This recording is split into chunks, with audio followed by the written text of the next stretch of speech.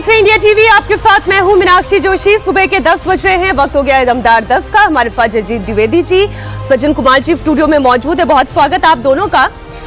कांग्रेस के नेताओं को प्रधानमंत्री नरेंद्र मोदी को अपशब्द कहना, ऐसा लगता है कोई कंपटीशन सा चलता है कांग्रेस पार्टी में। आज बात वहीं से शुरू कर रहे हैं। कभी राहुल गांधी हैं जो प्रधानमंत्री को गद्दार कहते हैं, कभी मल्लिकार्जुन खड़गे हैं जो जहरीला सांप कह देते हैं, कोई नीच कह देता है, कोई चौकीदार चोर कह देता है। अब हद ये हो गई कि यूपी कांग्रेस के चीफ अजय राय ने प्रधानमंत्री मोदी को लेकर अपमानजनक शब्दों का इस्तेमाल किया। अजय राय ने प्रधानमंत्री मोदी के लिए ऐसी भाषा इस्तेमाल की जिसे बिना फिल्टर लगाए मैं आपको नहीं सुनाऊंगी। ये वही अजय राय है जब वो बीमार हुए थे तब प्रधानमंत्री ने एक्सपोज करके उनके जल्द अच्छे होने की, उनके ठीक होने की कामना की थी। लेकिन वही अजय राय प्रधानमंत्री पद की मर्यादा तक का ख्याल नहीं रखते। महोबा में वो थे, उन्होंने ऐसी भाषा का इस्तेमाल किया जिससे सियासत गर्मा गई है। मोदी की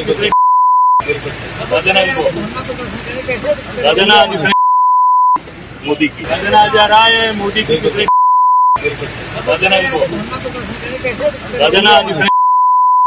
मोदी की एक बार बोला होता तो स्लिप ऑफ टंग हो सकता था।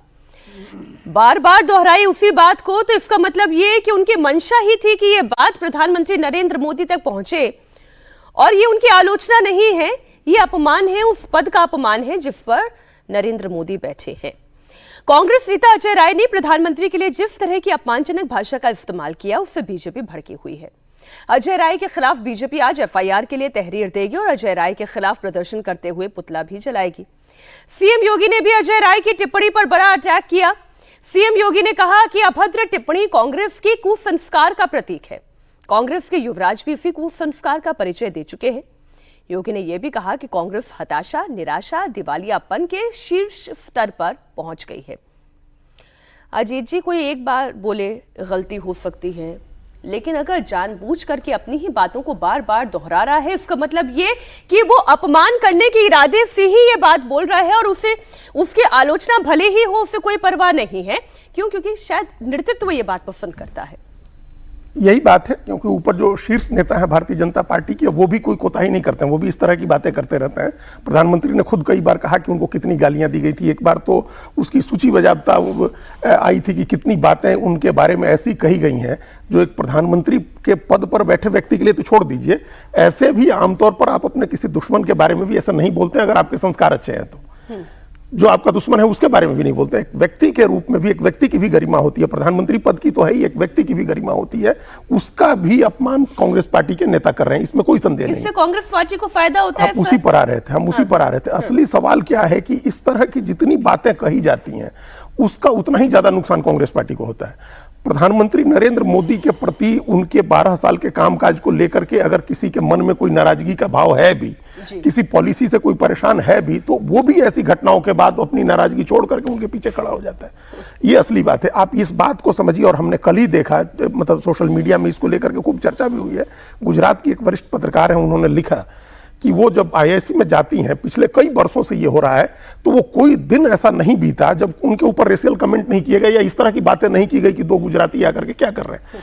उन्होंने लिखा कि जब तक ये जो दिल्ली का जो सेकुलर मीडिया है, जो सेकुलर लीडरशिप है, जो इंटेलेक्चुअल लोग हैं, वो इस ऑब्सेशन से नहीं निकलेंगे मोदी और शाह के, तब तक उनका कोई राजनीतिक कल्याण नहीं हो सकता है। कोई चुनावी, जिस दिन वो ये बात करना छोड़ देंगे, मोदी और शाह का नाम लेना बंद करेंगे और उनकी पॉलिसी, सरकार की योजनाओं पर चर्चा करना शुरू करेंगे, उस दिन से आपका रिवाइवल शुरू होगा।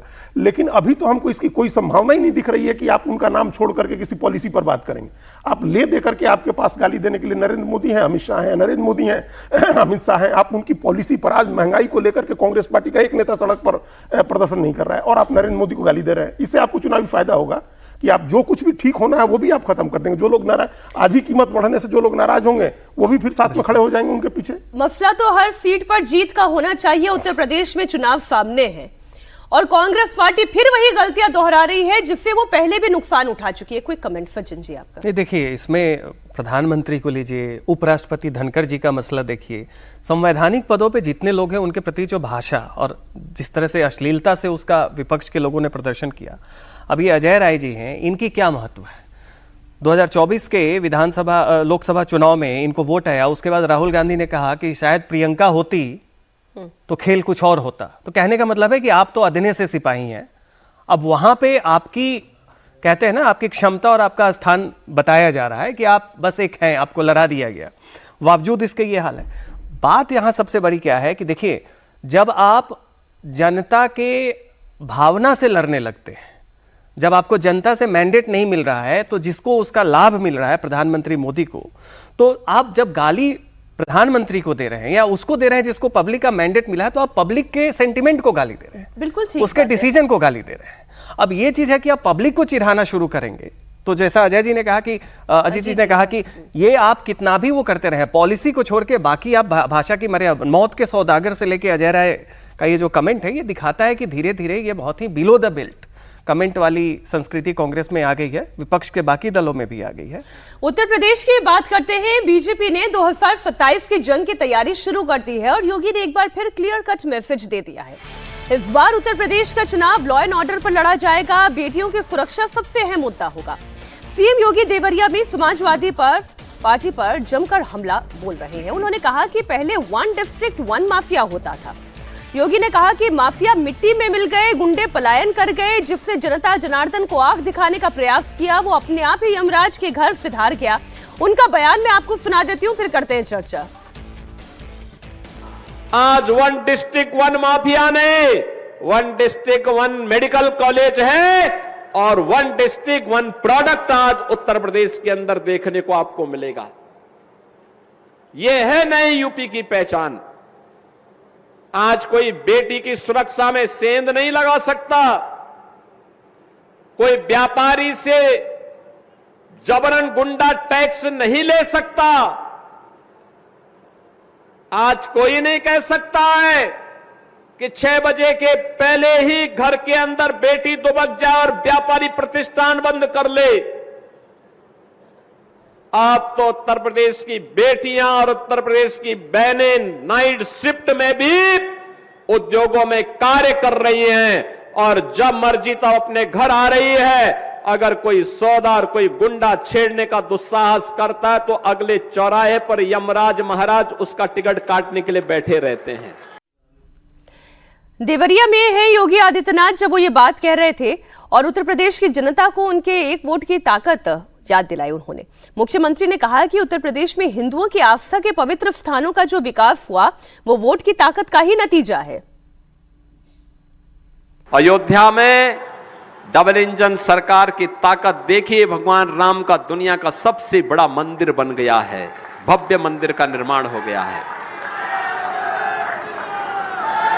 यह आपके वोट की ताकत है। अच्छी सरकार आती है, अच्छा कार्य कर लेती है, पूर्वजों के उद्धार का कारण बनता है, उनकी आत्मा को सीम शांति मिल रही होगी और आपको भी आशीर्वाद मिल रहा होगा कि चलिए आपके वोट ने वह करके दिखाया जो दुनिया के अंदर कहीं नहीं हुआ।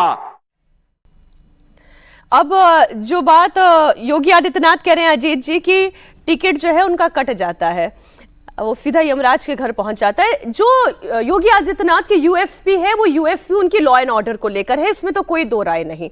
और दूसरा हिंदुत्व की आइडियोलॉजी भी है, 27 का यही बिल्कुल पर्चा है, यही है उनका। उनके उन्होंने जो आने के बाद, अब तो 10 साल होने जा रहे हैं, 9 साल से ज्यादा हो ही गए हैं उनको, तो अब ये कहने की बात नहीं। लेकिन अब चुनाव आ रहा है तो नेता कहेंगे ही। आपने अगर लॉ एंड ऑर्डर बहाल कर दिया है, देखिए जब आए थे तब रोमियो स्क्वाड बना था, बेटियों की सुरक्षा के लिए ही ये एक पहल की गई थी कि रोमियो स्क्वाड होगा और जो गुंडे छेड़छाड़ करेंगे उनको सजा दी जाएगी। तो वो काफी हद तक कामयाब रहा। हालांकि उस समय इसकी बड़ी आलोचना हुई थी। इनकाउंटर्स हुए, हाफ इनकाउंटर्स हुए, लोग मारे गए, घायल हुए, लोग अपनी तख्ती अपने नाम की लेकर के सरेंडर करने पहुंचे। तो एक लॉ एंड ऑर्डर का बहुत सख्त मैसेज योगी आदित्यनाथ ने दिया। और इसका जो सबसे बड़ा लाभ मिला उत्तर प्रदेश के लोगों को वो ये हुआ कि सिक्योरिटी इन्वायरमेंट बहुत बेहतर हुआ। ये लगा कि सिक्योरिटी इन्वायरमेंट बेहतर हो रहा है तो फिर उनकी तरफ इन्वेस्टमेंट और जो इंडस्ट्रियल डेवलपमेंट और इन्वेस्टमेंट का इन्वायरमेंट भी बेटर हुआ। ये सबसे पहली शर्त होती है कि लॉ एंड ऑर्डर ठीक हो, चूंकि इन्वेस्ट जिसको करना होता है वो सबसे ज्यादा संवेदनशील होता है। और आज आप देखिए, आप तो नोएडा में रहती हैं, आप देखिए मिलेनियम सिटी था गुरुग्राम, या दिल्ली में थे, गुरुग्राम से निकल के कंपनियां अपने ऑफिसेज बना रही हैं नोएडा, ग्रेटर नोएडा और उसके आगे तक। आप एक चले जाइए यहाँ से 100 किलोमीटर दूर उत्तर प्रदेश में 150 किलोमीटर दूर और एयरपोर्ट के आसपास जेवर तक कितनी कंपनियों के ऑफिसेज खुल गए। और उसके साथ साथ लोग शिफ्ट कर गए, जो पेशेवर पहले उधर गुरुग्राम मानेसर तक रहते थे वो सब शिफ्ट होने लगे इधर। तो ये इन्वायरमेंट कैसे बना? पहले सिक्योरिटी को लेकर के सबसे ज्यादा समस्या होती थी नोएडा में, शहर बस जाने के बावजूद ये लगता था कि सुरक्षा का माहौल बहुत अच्छा नहीं है। तो ये जो सुरक्षा का माहौल बेहतर हुआ उससे लोग बेखौफ हुए और उसके बाद वहां इन्वायरमेंट बदला, तो जिससे इंडस्ट्रियल ग्रोथ भी हुई, इन्वेस्टमेंट भी हुई, आर्थिक विकास भी हुआ। तो ये आर्थिक विकास प्लस हिंदुत्व प्लस कानून व्यवस्था, ये तीन चीजें हैं जिस पर 27 का चुनाव लड़ना है बीजेपी। लेकिन एक मुद्दा ऐसा है जो इस वक्त योगी सरकार के नाक में दम तो कर रहा है और आम लोगों से जुड़ा हुआ मुद्दा है। यूपी में बिजली का संकट विकट रूप ले चुका है और कई शहरों में बिजली कटौती और पावर सप्लाई बाधित होने से हाहाकार मचा हुआ है। पश्चिमी उत्तर प्रदेश से लेकर पूर्वांचल तक लोग सड़कों पर प्रदर्शन कर रहे हैं। लखनऊ में सीतापुर हाईवे जाम कर दिया गया, मुजफ्फरनगर में लोग सड़कों पर उतर आए, कानपुर देहात रीजन के 55 से ज्यादा गांव अंधेरे में हैं। बरेली के शांति विहार इलाके में 3 दिन से बिजली नहीं है, विपक्ष अटैकिंग मोड में है। बिजली संकट पर अखिलेश यादव ने 24 घंटे के भीतर सोशल मीडिया पर 3 पोस्ट किए और बिजली क्राइसिस से जुड़े हुए वीडियो भी उन्होंने शेयर किए। उन्होंने आरोप लगाया कि योगी सरकार की गलत नीतियों का खामियाजा उत्तर प्रदेश की जनता भुगत रही है। उन्होंने कहा बिजली विभाग के हजारों संविदा कर्मचारियों की छटनी के चलते दबाव में काम कर रहे हैं। बसपा सुप्रीमो मायावती ने भीषण गर्मी में बिजली कटौती को लेकर चिंता जताई और सरकार से जल्द समाधान की मांग की। ऊर्जा मंत्री ए.के. शर्मा भी एक्टिव हैं। अखिलेश यादव के आरोपों पर 2012 से 2017 तक का पूरा चार्ट उन्होंने पोस्ट कर दिया। लिखा कि सपा के राज में क्या हाल था ये पहले जान ले, आईना जब उठाया करो पहले खुद देखा करो फिर दिखाया करो। तो मैंने वो सारे इसलिए तस्वीरें रख दी, इधर की भी उधर की भी। अब जो समाजवादी पार्टी की सरकार में हुआ था हम तो उसके भी भुक्तभोगी हैं, क्योंकि इतने समय से नोएडा में ही रह रही हूं और कितना पावर कट होता था ये मैं बहुत अच्छे से जानती हूं। इसलिए तो सरकार बदली, इसलिए तो योगी आदित्यनाथ की सरकार आई। तो ये जो आईना देखने और दिखाने वाली बात है, इंपॉर्टेंट ये है कि आपके पास सुलझाने का तरीका क्या है, क्योंकि बिजली की कमी नहीं है। बिजली की कमी नहीं, और ये समस्या, ये जो बयान है कि आप एक फेल किए हुए विद्यार्थी से 3rd डिवीजन से जो पास हुआ है उसको कहें कि वो टॉपर है, ये रेफरेंस जो है ना कि आप खराब, आप 10 साल से आप हैं, आपकी तुलना जो है आपके कार्यकाल में होगी। 10 साल पुरानी बात है अखिलेश की, 2012 से 17 गया। सवाल ये है कि बिहार से अगर आप उत्तर प्रदेश की तुलना बाकी मापदंडों में करें, कानून व्यवस्था के मामले में करें, जो इन्वेस्टमेंट हो रहा है, जो अभी बात चल रही थी उसकी बात करें, उसके अलावा लोगों में एक बदलाव हो रहा है इंफ्रास्ट्रक्चर का, उसमें भी आप देखिए, आप नोएडा से लेके बिहार के बॉर्डर तक जो है आप 12 से 13 घंटा में ट्रेवल कर सकते हैं अपनी गाड़ी से। लेकिन बिजली का अनुभव अभी नहीं, अभी तो लोगों से बर्दाश्त होना बंद हो गया है, तो लोग आ रहे हैं सड़कों पे। उत्तर प्रदेश के ग्रामीण इलाकों में बिजली की समस्या बिहार से अगर आप तुलना करें तो बहुत बुरी है।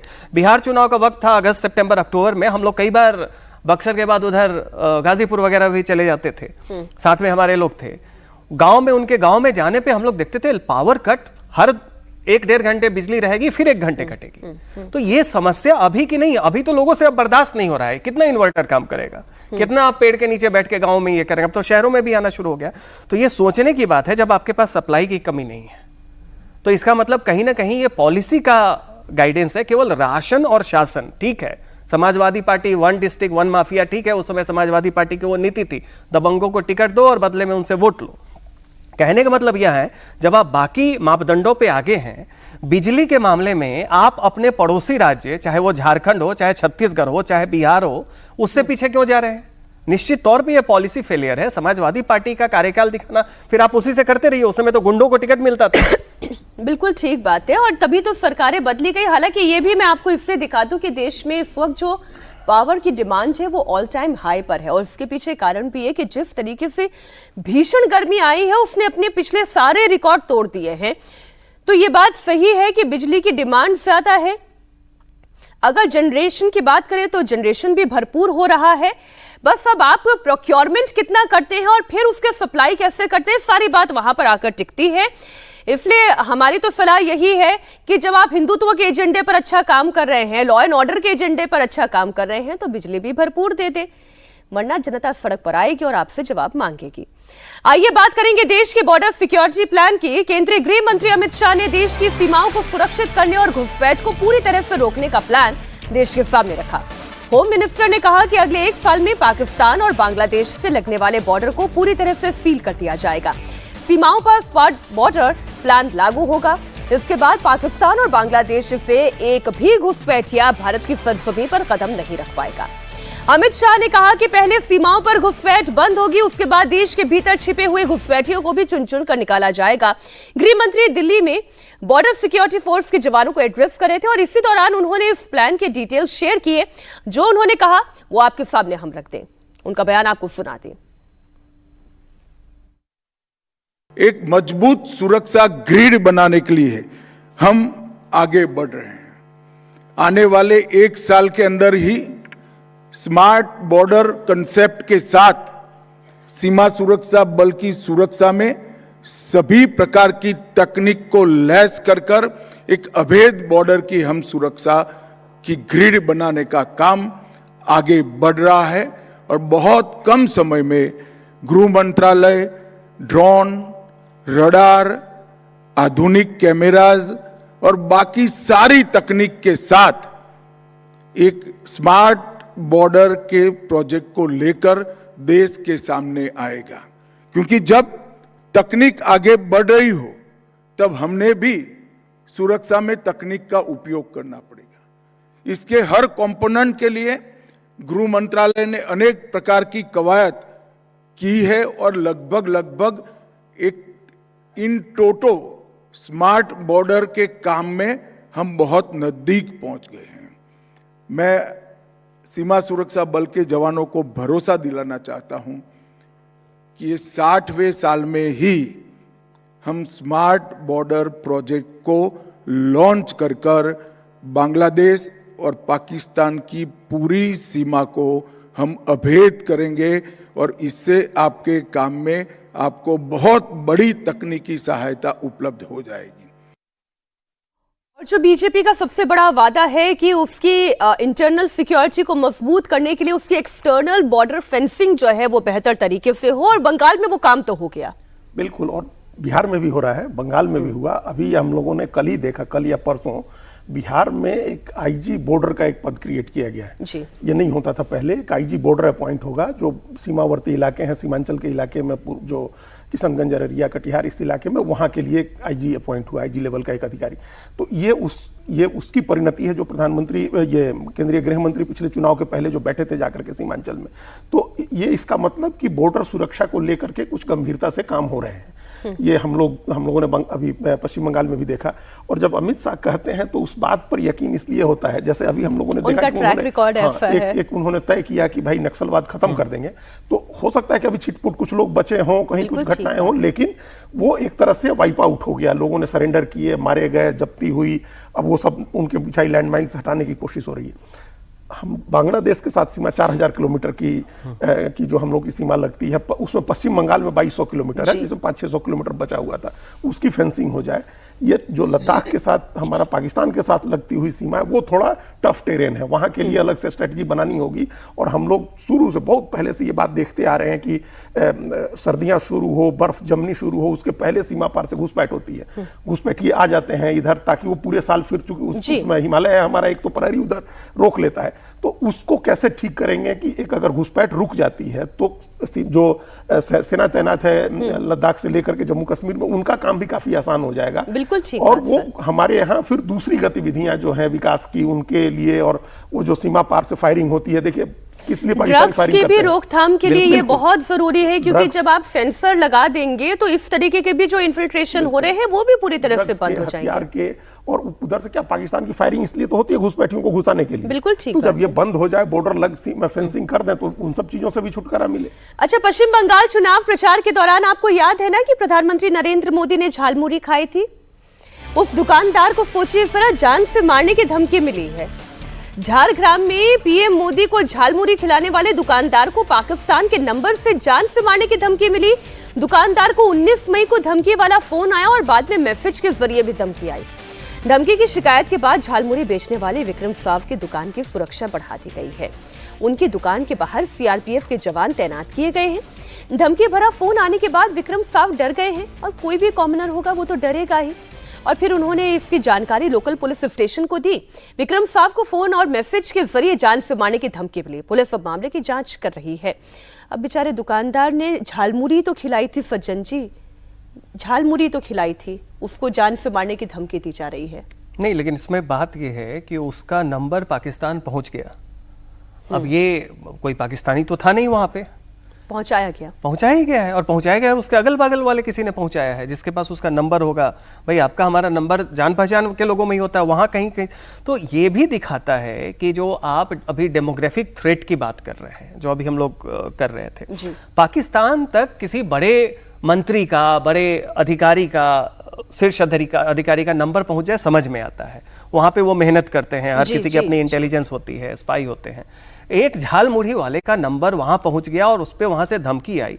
मान लीजिए ये प्रैंक कॉल ही है, पाकिस्तान में बैठे किसी ने कर दिया आईएसडी नंबर से, लेकिन वहां तक नंबर पहुंचना ये बहुत ही गंभीर मामला है। ये दिखाता है कि आपका सिक्योरिटी जो प्रिपरेशन है उसमें कितने लूपहोल्स हैं, और लूपहोल्स आपका डेमोग्राफिक है।